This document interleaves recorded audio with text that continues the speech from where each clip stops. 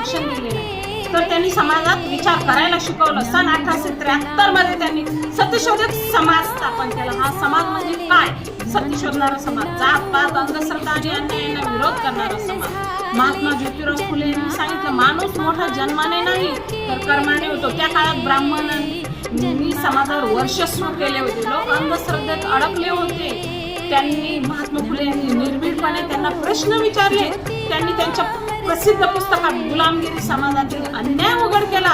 त्यांनी शेतकऱ्यांचा आसूड या लेखनातून शेतकऱ्यांच्या दुःखावर प्रहार केला. त्यांनी विचारलं, शेतकरी राबतो मग तोच गरीब का?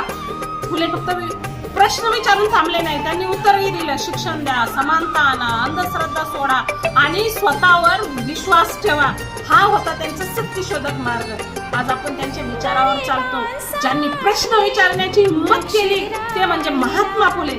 ज्यांनी सत्य दाखवण्याचा मार्ग दिला ते म्हणजे सत्यशोधक समाज. थँक्यू.